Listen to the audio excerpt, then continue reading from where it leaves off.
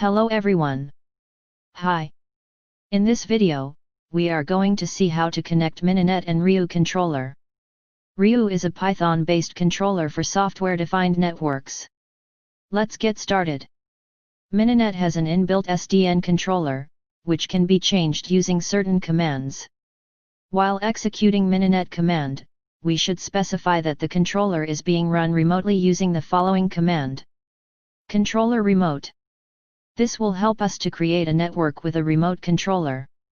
The hosts cannot communicate still because the controller is not being run anywhere.